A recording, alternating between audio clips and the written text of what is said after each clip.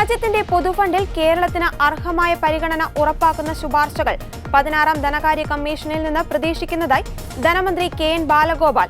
രാജ്യത്തിന്റെ വളർച്ചയിൽ നിർണായക പങ്കുവഹിക്കുന്ന കേരളത്തിന് ഇതിനുള്ള അവകാശമുണ്ടെന്നും 16ാം ധനകാര്യ കമ്മീഷൻ അംഗങ്ങളുമായി നടന്ന ചർച്ചയിൽ ധനമന്ത്രി ചൂണ്ടിക്കാട്ടി. അനന്യമായ സവിശേഷതകളുള്ള സംസ്ഥാനമാണ് കേരളം. അതിനനുസരിച്ച് നമ്മുടെ ആവശ്യങ്ങളിലും സവിശേഷതകൾ പ്രകടമാണ്. അക്കാര്യങ്ങളെല്ലാം ഉൾക്കൊള്ളിച്ചാണ് സംസ്ഥാനം ധനകാര്യ കമ്മീഷന് നിവേദനം സമർപ്പിച്ചതെന്നും കെ.എൻ. ബാലഗോപാൽ പറഞ്ഞു.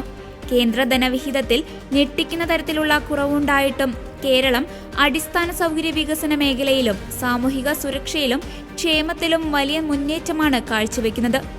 എന്നാൽ ഇത്തരത്തിൽ അധികകാലം മുന്നോട്ടു പോകാൻ സംസ്ഥാനത്തിനാകില്ല. 10ാം ധനകാര്യ കമ്മീഷൻ മുതൽ ഇങ്ങോട്ട് സംസ്ഥാനത്തിനുള്ള ധനവിഹിതം വെട്ടിക്കുറയ്ക്കുന്ന സ്ഥിതിയാണുള്ളത്.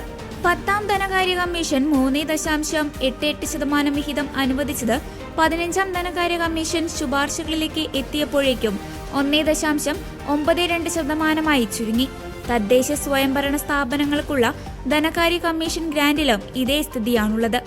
10ാം ധനകാര്യ കമ്മീഷൻ അനുവദിച്ച 4.54% 15ാം ധനകാര്യ കമ്മീഷൻ കാലത്തേക്ക് എത്തിയപ്പോൾ 2.68% ചുരുങ്ങി.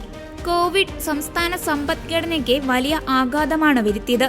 പ്രളയം, മണ്ണിടിച്ചിൽ, വെള്ളപ്പൊക്കം, റവന്യൂ കമ്മി ഗ്രാന്റ് നിർത്തിയത്, GST നഷ്ടപരിഹാരം അവസാനിപ്പിച്ചത്, കടമെടുപ്പ് അവകാശം വെട്ടിയത് തുടങ്ങിയവ സംസ്ഥാനത്തിന് വലിയ വരുമാനമാണ് നഷ്ടമുണ്ടാക്കിയിട്ടുള്ളത്. ഇത് പരിഹരിക്കാൻ ഉതകുന്ന കേന്ദ്ര ധനവിഹിതം ഉറപ്പാക്കാൻ 16ാം ധനകാര്യ കമ്മീഷൻ ശുപാർശ ചെയ്യണം. ദേശീയ ജനസംഖ്യാ നിയന്ത്രണ പരിപാടി ഫലപ്രദമായി നടപ്പാക്കിയതിന്റെ പേരിൽ കഴിഞ്ഞ ധനകാര്യ കമ്മീഷനിൽ നിന്ന് കേരളത്തിന് പ്രതികൂലമായ നിലപാടുണ്ടായി. ജനസംഖ്യ ഒരു സൂചകമായി സ്വീകരിക്കുന്നതിന് പകരം ജനസാന്ദ്രത പരിഗണിക്കണം. ഉയർന്ന പ്രതിശീർഷ വരുമാനത്തിന്റെ പേരിൽ സംസ്ഥാനത്തിന് അവകാശപ്പെട്ട ധനവിഹിതങ്ങൾ കുറയ്ക്കുന്നത് നീതിപൂർവമായ നടപടിയല്ല. ഉയർന്ന പ്രതിശീർഷ വരുമാനം മൂലം വർധനവ് സാധ്യമാകുന്ന വ്യക്തിഗത, കോർപ്പറേറ്റ് ആദായ നികുതികളിൽ സംസ്ഥാനത്തിന് പങ്കാളിത്തമില്ല. അധികാരങ്ങളും സംവിധാനങ്ങളും സമ്പത്തും ഇത്രയേറെ വികേന്ദ്രീകരിച്ച് തദ്ദേശ സ്വയംഭരണ സ്ഥാപനങ്ങൾക്ക് നൽകിയ മറ്റൊരു സംസ്ഥാനവുമില്ല. ഇതിനെ പിഴ ഇടുന്നതിന് പകരം പാരിതോഷികമാണ് ധനകാര്യ കമ്മീഷനിൽ നിന്ന് പ്രതീക്ഷിക്കുന്നതെന്നും ധനമന്ത്രി പറഞ്ഞു.